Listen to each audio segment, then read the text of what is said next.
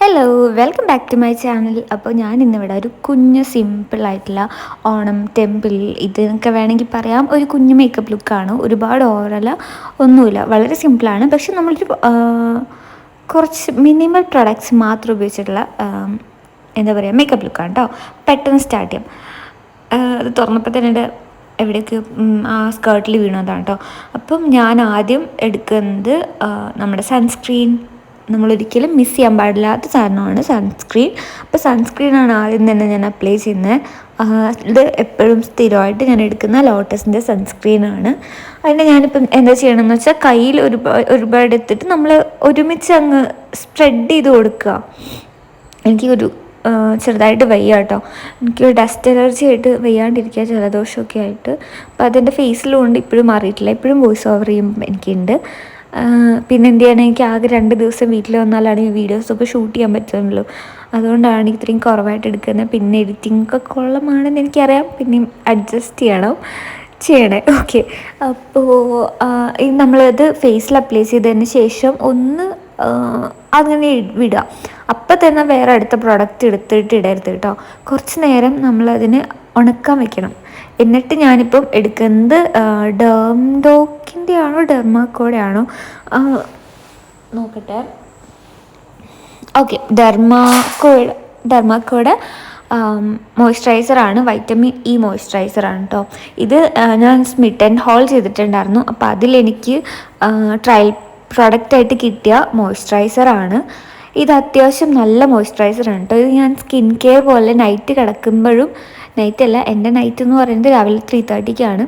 എൻ്റെ ഷിഫ്റ്റ് കഴിഞ്ഞ് വരുന്ന സമയം 3:30 4:30 കഴിയും. അപ്പം ഞാൻ നൈറ്റ് സ്കിൻ കെയർ പോലെ എടുക്കുന്നത് ഈ മോയ്സ്ചറൈസർ ഇട്ടിട്ടാണ് കിടന്നുറങ്ങാറ്. അപ്പോൾ എനിക്ക് ചെറിയൊരു വ്യത്യാസമൊക്കെ തോന്നുന്നുണ്ട് കേട്ടോ. മുഖത്തൊരു ഗ്ലോ വന്ന പോലെ തോന്നിയിട്ടുണ്ടായിരുന്നു. അപ്പം ഇത് നല്ല മോയ്സ്ചറൈസറാണ്. എന്നിട്ട് അതും നമ്മൾ കുറച്ച് നേരം അതുപോലെ വിട്ടിട്ട് കുറച്ച് നേരം സമയം കൊടുക്കുക, ഒന്ന് ഉണങ്ങി ഒന്ന് അബ്സോർബ് ആവാൻ വേണ്ടിയിട്ട്.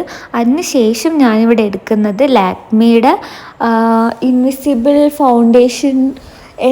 ഇത് എന്തോ ഭാഗ്യത്തിന് എനിക്ക് ആദ്യമായിട്ട് എൻ്റെ ഷെയ്ഡിന് കറക്റ്റായിട്ടൊരു ഫൗണ്ടേഷൻ കിട്ടിയത്. ഇത് വല്ലാണ്ട് എന്താ പറയുക, അങ്ങനെ കുറച്ച് കഴിഞ്ഞാൽ ചിലർക്ക് ഉണ്ടാവില്ല ഇങ്ങനെ ഡള്ളായി പോകുന്നത്. അങ്ങനത്തെ കുഴപ്പം ഇതുവരെ എനിക്ക് തോന്നിയിട്ടില്ല. അപ്പം നല്ല ഫൗണ്ടേഷനാണ് കേട്ടോ. എൻ്റെ 06 ആണെന്ന് തോന്നുന്നു ഷെയ്ഡ്. അപ്പോൾ ഇതന്നെ ഞാൻ കൺസീലർ പോലെ, കൺസീലർ കളർ കറക്റ്റ് അതൊന്നും ഞാൻ ഇടണില്ല. എനിക്ക് എൻ്റെ ഫേസ് അത്രയ്ക്ക് വലിയ പ്രോബ്ലംസ് ഉണ്ടായി തോന്നുന്നില്ല. കുഞ്ഞ് ഒരു ചെറിയ ഡാർക്ക് സ്പോട്ട്സ് ഒക്കെ ഉണ്ട്, അതൊന്നും കുഴപ്പമില്ല, അതങ്ങനെ ഇടാം. ജസ്റ്റ് എനിക്ക് ഡാർക്ക് സർക്കിൾസും അതുപോലെ അങ്ങനെ ഒരു ഇതുണ്ടായിരുന്നല്ലോ. അപ്പം ഞാൻ ഇതെടുത്തിട്ട് അവിടെ തന്നെ കണ്ണിൻ്റെ താഴെയും മേലെയും അങ്ങനെ ഫേസിൽ നമ്മളൊരു നോർമൽ ക്രീം അപ്ലൈ ചെയ്യുന്ന പോലെ ഫൗണ്ടേഷൻ ഇട്ടു. എന്നിട്ട് നമ്മുടെ ആയുധം നമ്മുടെ കൈ തന്നെയാണ്, ബ്രഷൊന്നുമില്ല, സ്പഞ്ചൊന്നുമില്ല, കൈ വെച്ചിട്ട് തന്നെ എടുക്കുക. പിന്നെ ശ്രദ്ധിക്കേണ്ട കാര്യം, കണ്ണിൻ്റെ താഴെ നമ്മൾ ബ്ലെൻഡ് ചെയ്യുമ്പോൾ റിംഗ് ഫിംഗർ വെച്ചിട്ട് വേണം കേട്ടോ ചെയ്യാൻ. ഇപ്പം നമ്മൾ ഇപ്പം അണ്ടർ ഐ ജെല്ലാണെങ്കിലും അങ്ങനെയെല്ലാം അണ്ടർ ഐ എന്താ പറയുക അതിനെ, അപ്പോൾ മനസ്സിലായല്ലോ അല്ലേ. അതൊക്കെ ആക്കുകയാണെങ്കിൽ നമ്മൾ റിംഗ് ഫിംഗർ വെച്ചിട്ട് വേണം കണ്ണിൻ്റെ അവിടെ ടച്ച് ചെയ്യാൻ വേണ്ടിയിട്ട്. കാരണം അത് സെൻസിറ്റീവ് ആയിട്ടുള്ള സ്ഥലമാണല്ലോ. നമ്മൾ ബാക്കി വിരലുകളിൽ വയ്ക്കുമ്പം പ്രഷർ എന്ത് കൂടുകൊണ്ടാണ് തോന്നുന്നു, ഞാൻ ഇവിടെ കണ്ടാണ് റിംഗ് ഫിംഗർ വെച്ചിട്ടാണ് ബ്ലെൻഡ് ചെയ്യേണ്ടതെന്ന്. അപ്പം ഞാൻ റിംഗ് ഫിംഗർ വെച്ചിട്ടാണ് കണ്ണിൻ്റെ താഴെ ചെയ്യാറ്. പിന്നെ അങ്ങനെ ഞാൻ ബാക്കിയുള്ള കൈ വെച്ചിട്ട് നന്നായിട്ട് അതിനെ ബ്ലെൻഡ് ചെയ്യുകയാണ്. അത്യാവശ്യം നല്ല പോലെ ബ്ലെൻഡ് ആയിട്ടുണ്ടായിരുന്നു. അങ്ങനെ ഇവിടെ കേക്കി ആയിട്ടൊന്നും നിൽക്കുന്നുണ്ടായിരുന്നില്ല കേട്ടോ. അപ്പം നല്ലതാണ്. പിന്നെ ഏറ്റവും ഫസ്റ്റ് ശ്രദ്ധിക്കേണ്ട കാര്യം, എനിക്ക് സ്കിൻ കെയർ ചെയ്യുമ്പം ഏറ്റവും കൂടുതൽ എനിക്ക് എഫക്റ്റീവായി തോന്നിയിട്ടുള്ളത്, നമ്മൾ എന്തൊക്കെ പ്രോഡക്റ്റ് ഉപയോഗിച്ചാലും എൻ്റെ ബേസിക് കാര്യം എന്ന് പറയുന്നത് ഫേസ് നല്ല പോലെ ക്ലീൻ ആയിരിക്കണം. അതായത് നമ്മൾ ഫേസ് വാഷ് ഇടുമ്പോൾ ചിലർ ഈ ഹാൻഡ് വാഷ് ഇട്ടിട്ട് കൈ കഴുകുന്ന പോലെ ഒന്ന് കഴുകി ആക്കി അങ്ങനെ ഇട്ടു. പക്ഷെ നന്നായിട്ട് നമ്മളതിനെ ഇങ്ങനെ ജെൻറ്റിൽ ഒരു 1 മിനിറ്റെങ്കിലും നന്നായിട്ട് നമ്മൾ ഫേസ് വാഷ് ഇട്ടിട്ട് കുറച്ച് എല്ലായിടത്തും ഒരു സർക്കുലർ മോഷനിലൊക്കെ മസാജ് ചെയ്തിട്ട് വേണം നമ്മുടെ ഫേസ് കഴുകാൻ വേണ്ടിയിട്ട്. എനിക്ക് അങ്ങനെ സ്റ്റാർട്ട് ചെയ്ത മുതൽ നല്ല ചേഞ്ച് തോന്നിയിട്ടുണ്ടായിരുന്നു കേട്ടോ. പിന്നെ ഞാനിപ്പോൾ കറൻ്റ്ലി യൂസ് ചെയ്യുന്ന ഫേസ് വാഷ് പറയുന്നത് ക്ലീൻ ആൻഡ് ക്ലിയറിൻ്റെ ഫേസ് വാഷാണ്. അതെനിക്ക് മുന്നേയും നല്ല എഫക്റ്റീവായി തോന്നിയിട്ടുണ്ടായിരുന്നു. നമ്മുടെ സ്കിന്നൊരു ഒരു നല്ല സ്മൂത്തായിരിക്കും, നല്ല ഒരു സ്കിൻ കെയർ ഉണ്ട് കേട്ടോ. അപ്പം എനിക്കത് നല്ലതായിട്ട് ഇഷ്ടപ്പെട്ടു. അപ്പോൾ അത് ഞാൻ അതിനെപ്പറ്റിയൊരു വീഡിയോ എടുത്താലോ എന്ന് ആലോചിക്കുന്നുണ്ടായിരുന്നു. അപ്പം ഇതാണ് എനിക്കിഷ്ടമായി, അതുകൊണ്ട് ഞാൻ പറഞ്ഞു എന്നേ ഉള്ളൂ. അങ്ങനെ ഞാൻ അത് കഴിഞ്ഞു. ഞാനിവിടെ കോമ്പാക്ട് പൗഡറൊന്നും ഇട്ടില്ല കേട്ടോ.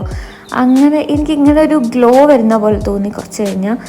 അപ്പോൾ ഇപ്പം ഞാൻ എൻ്റെ ഐബ്രോസ് ഫില്ല് ചെയ്ത് കൊടുത്തുകൊണ്ടിരിക്കുകയാണ്. എനിക്ക് അത്ര വയ്യാത്തതുകൊണ്ടൊരു സുഖമില്ലായിരുന്നു, പിന്നെ ഞാൻ ചെയ്യാം. പിന്നെ അങ്ങനെ ഞാൻ ഐബ്രോസ് ഫില്ല് ചെയ്ത് കൊടുത്തതിന് ശേഷം ഇത് വേണ്ട, ഈ പൗച്ച് നിങ്ങൾക്ക് ഓർമ്മയുണ്ടോ? ഇതും എനിക്ക് സ്മിറ്റനിന്ന് അന്ന് ഫ്രീ ആയിട്ട് കിട്ടിയതാണ്. 199 പ്രോഡക്റ്റ്സ് വാങ്ങിച്ചപ്പം 6 ട്രയൽ പ്രോഡക്റ്റ്സ് വാങ്ങിച്ചപ്പോൾ കിട്ടിയ ഫ്രീ ആയിട്ട് കിട്ടിയതാണ്. അപ്പോൾ അതിലാണ് ഞാൻ എൻ്റെ മേക്കപ്പ് പ്രോഡക്റ്റ്സ് ഇട്ടിരിക്കുന്നത്.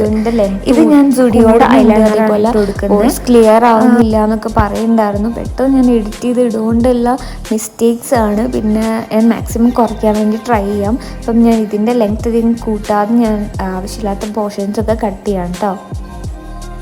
പിന്നെ ഞാൻ താഴെ ഒന്നും എഴുതി കൊടുക്കുന്നില്ല, 2 കണ്ണും എഴുതി നല്ല അത്യാവശ്യം കുഴപ്പമില്ലാതെ എഴുതി. ഒരു സൈഡിൽ വാല് കൂടി ഒരു സൈഡിൽ വാല് കുറഞ്ഞു, എപ്പോഴും അങ്ങനെ തന്നെയാണ്, നോർമൽ. എന്നിട്ട് ഞാൻ എടുക്കുന്നത് മാൾസിൻ്റെ ഈ ഒരു 16 ഷെയ്ഡ്സ് ഉള്ള ലിപ്സ്റ്റിക് പാലറ്റിൽ നിന്ന് എനിക്ക് ഏറ്റവും ഫേവറേറ്റ് ആയിട്ടുള്ള ഷെയ്ഡ് അതാണ്. ഞാൻ അതാണ് എടുക്കുന്നത്. എൻ്റെ കളർ എന്താണെന്ന് ചോദിക്കിയത് എനിക്ക് അറിഞ്ഞുകൂടാ.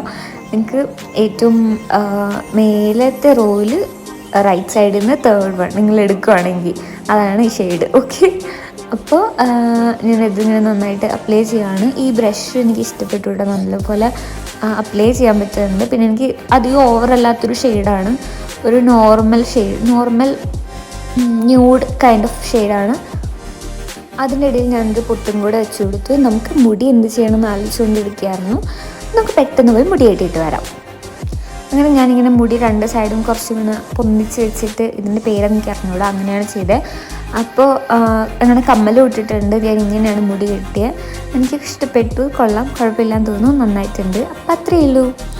അപ്പം ഇതാണ് കേട്ടോ ഫൈനൽ ലുക്ക്. ഈ സ്കേർട്ട് എനിക്ക് ഒരു മിനിമം ഒരു 5 വർഷം പഴക്കമുണ്ട്. ഇതിന് എനിക്ക് വലിയ വ്യത്യാസമൊന്നും വരാത്തതുകൊണ്ട് ഇത് രണ്ടും തന്നെ, സ്കേർട്ടും അതേ ടോപ്പും അതേ തന്നെ, പണ്ടത്തെയാണ്.